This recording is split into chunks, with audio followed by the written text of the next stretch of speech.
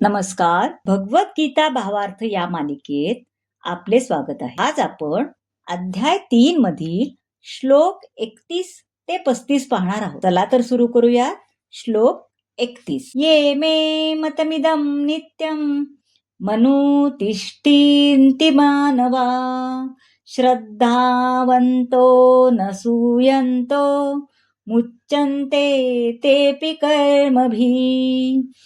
आता हा भाग आपल्याला स्वधर्म का श्रेष्ठ आहे हे सांगतो. जो कोणी मनुष्य माझ्या आदेशानुसार आपले कर्म करतात आणि या उपदेशांचे द्वेषरहित होऊन श्रद्धेने अनुसरण करतात ते सकाम कर्माच्या बंधनातून मुक्त होतात. आता पहा, श्रीकृष्णाचे उपदेश म्हणजे वैदिक ज्ञानाचे सार आहे, हो की नाही? ज्याप्रमाणे वेद हे शाश्वत आहेत, त्याचप्रमाणे कृष्ण भावनेचे हे सत्यही शाश्वत आहे. पराभव आणि निराशा याची चिंता न करता आपले कर्म प्रामाणिकपणे करतो तो निश्चितपणे कृष्ण भावनेच्या विशुद्ध स्तरावर उन्नती करतो. आता श्लोक 32 पाहूया. ये त्वेतदभ्यसूयन्तो नानुतिष्ठन्ति मे मतं सर्वज्ञानविमूढांस्तान् विन्दी नष्टान चेतसा. अभ्यसूयंत म्हणजे द्वेषाने, अनुतिष्ठती म्हणजे नियमितपणे करतात ते. जे द्वेष भावनेने या आदेशाची उपेक्षा करतात आणि त्यांचे पालन करत नाहीत त्यांना ज्ञानशून्य, मूढ आणि सिद्धी प्राप्त करण्याच्या प्रयत्नात ते भ्रष्ट झालेले आहेत असं समजा. कृष्ण भावना भावित न होण्याचा दोष या श्लोकात अगदी स्पष्टपणे सांगितलाय बरं का.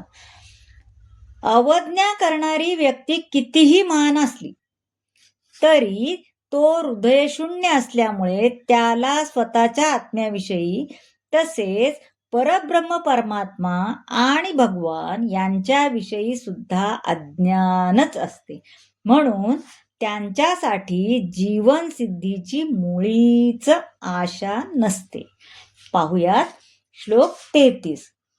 सदृशं चेष्टते स्वस्य प्रकृतेर्ज्ञानवानपि प्रकृती यान्ति भूतानि निग्रहा की करिष्यती.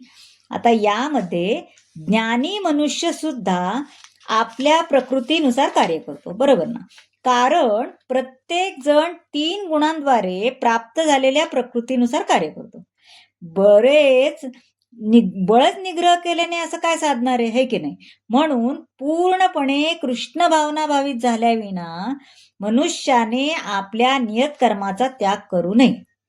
अचानकपणे कोणी नियत कर्माचा जर त्याग केला आणि कृत्रिम रीतीने तथाकथित योगी किंवा अध्यात्मवादी होऊ नये.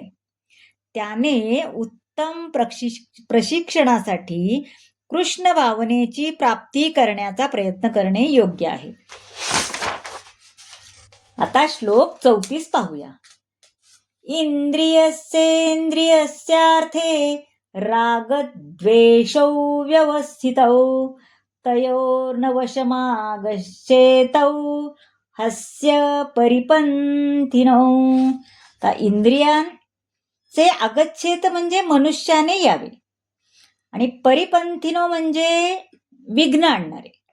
इंद्रिय आणि इंद्रिय विषय याच्याशी संबंधित आसक्ती आणि विरक्ती यांना नियंत्रित करण्यासाठी नियम आहेत, है ना? मनुष्याने अशा आसक्ती आणि विरक्तीने प्रभावित होऊ नये, कारण आत्मसाक्षात्काराच्या मार्गात ते अडथळेच होतात, हो की नाही? भौतिक संगतीमुळे इंद्रिय तृप्ती करण्याची प्रवृत्ती तर आपल्या खूप पूर्वपासून अनादी काळापासून चालत आली आहे. म्हणून नियंत्रित इंद्रिय तृप्ती केल्यानेही पतन होण्याची शक्यता असतेच. मग अशा प्रकारची आसक्ती सर्व प्रकारे आपण टाळलीच पाहिजे, हो की नाही? कृष्ण भावनेवर आसक्ती ठेवल्याने, प्रेममयी सेवेमध्ये कर्म केल्याने मनुष्य अशा कृत्यांपासून अनासक्त होतो, म्हणजे दूर राहतो, है की नाही. म्हणजे कृष्ण भावनेच्या स्तरावर तो स्थित होतो. बरोबर ना. श्लोक 35 पाहूया. श्रेयान् स्वधर्मो विगुण परधर्मात् स्वनुष्ठितात् स्वधर्मे निधनं श्रेया परधर्मो भयावह.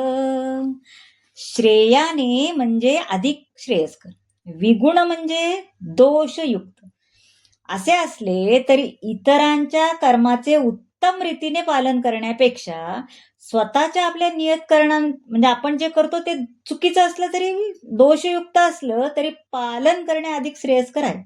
कारण दुसऱ्याच्या मार्गाचे अनुसरण करणे भयावह असते. कधी कधी तो मार्ग चुकीचा पण असू शकतो. आपण तो जर केला तर मग नंतर आपण म्हणतो मी त्याचं अनुकरण केलं, तर तसं करू नये.